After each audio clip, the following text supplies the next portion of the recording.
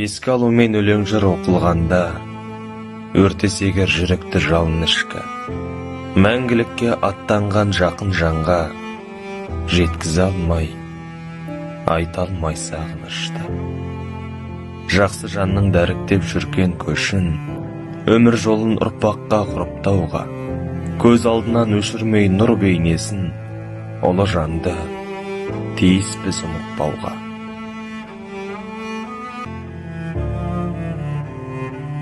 Ең тамаша сөз бұл өмірде әке деген, суыққа бір шалдырмай мәпелеген, өмірдің соқпағымен өрге тартып, алдымен адам бол деп жетелеген.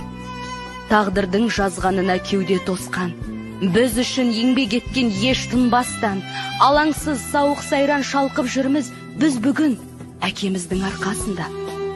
Ана жан, шаңыраққа болдың пана, жамандық қылмаушы едің ешбір жанға, амал не, жоқсыз бүгін ортамызда, сағындық әке ананы баршамызда. Жан ана, ұл қызыңның тірек едің, тірі болсаң жарқылдап жүрер едің, болмасаң да бүгін біздің жанымызда, айтқан сөзің тәтті күлкің жадымызда. Жұбанышпен жанымыз жабырқаулы, сағынышпен туғандарың еске алады, өзіңізбен өткен күндер жадымызда мәңгіге сақталады.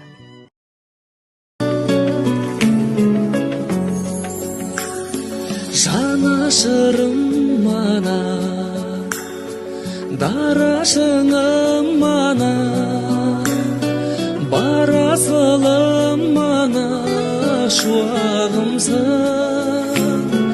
бағбанымсың әке, зор бағымсың әке, қорғанымсың әке, шырағымсың. Ана, аяулым өзіңмен мақтанамын. Ана, мен сені Меккеге апарамын. Ана, баланың қолдаған бақталамын. Бұлағымсың әке, бір жылы сөзіңе шаттанамын әке, мен сені Меккеге апарамын әке, биікке самғайды баптағаның шынарымсың әке.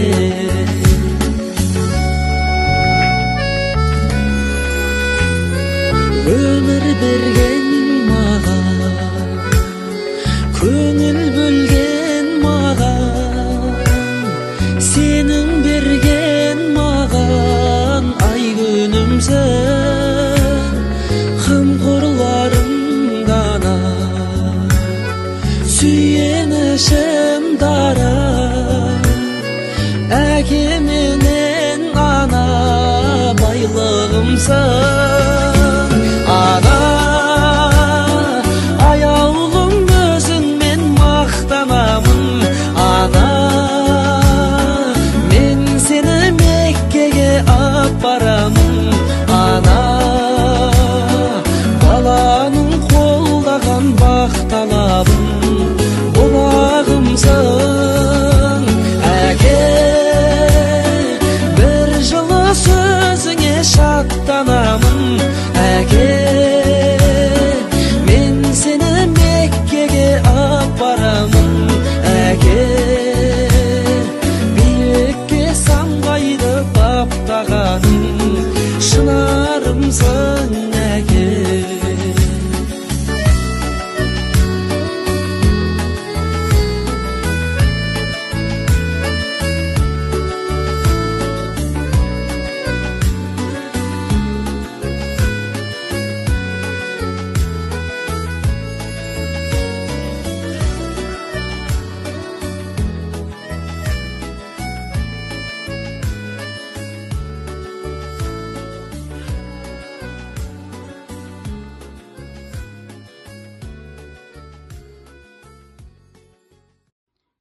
Қадірменді қасиетті қазақ елі, қош келдіңіздер. Балаларымыздың Алла разылығы үшін берейін деп жатқан ниеттері қабыл болсын. Астары қабыл болсын. Балаларымыздың бақытты өмірлі ғұмырлы болуын Алла нәсіп етсін. Тәтеміз ұстаз болып, ардагер ұстаз болған біздің мектепте. Бізді де оқытты тәтеміз.